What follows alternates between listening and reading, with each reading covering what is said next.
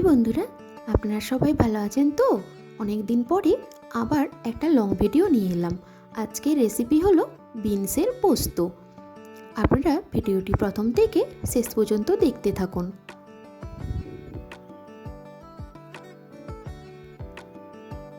এখানে আমি 250 গ্রাম মতো বিনস নিয়েছিলাম।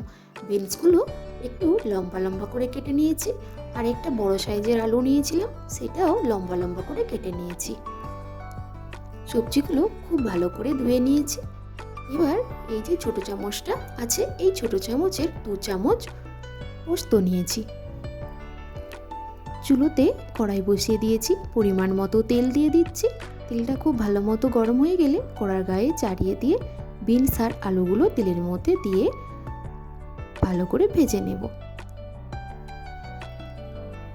এর মধ্যে পরিমাণ মতো লবণ দিয়ে দিচ্ছি আর সামান্য হলুদ দিয়ে নেড়ে চেড়ে বেশ ভালো করে ভেজে নেব।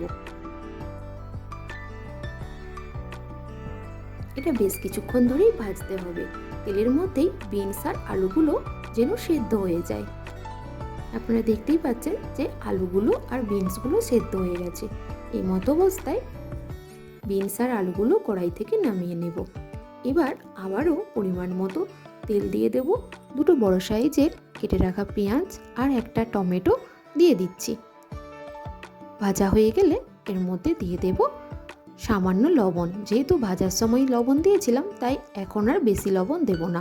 এর মধ্যে দিয়ে দিচ্ছি সামান্য রসুন বাটা আর হলুদ গুঁড়ো, লঙ্কার গুঁড়ো দিয়ে মশলাটা ভালো করে কষিয়ে নেব। মশলার গা থেকে তেল ছাড়তে শুরু করলে যে পোস্তটা বেটে রেখেছিলাম, সেই পোস্ত বাটাটা দিয়ে দেবো আর সামান্য জল দিয়ে মশলাটা অল্প করে কষিয়ে নিয়ে ভেজে রাখা সবজিগুলো দিয়ে দেব। খুব ভালো করে মিক্সড করে নেব।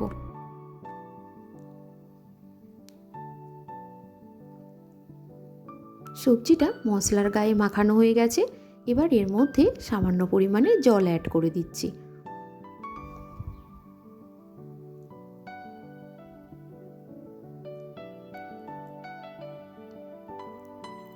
গ্রেভি ফুটতে শুরু হয়ে গেছে। এবার এর মধ্যে দিয়ে দিচ্ছি সামান্য চিনি আর 4-5টা মতো কাঁচা লঙ্কা। বন্ধুরা, যদি ভিডিওটি ভালো লাগে লাইক ও শেয়ার করতে ভুলবেন না, আর নিবেদিতা ডিম কিচেনের চ্যানেলটিকে সাবস্ক্রাইব করবেন। এবার আমি 1 মিনিট মতো এটা ঢেকে দেব। ঢাকনাটা খুলে গরম গরম পরিবেশন করুন।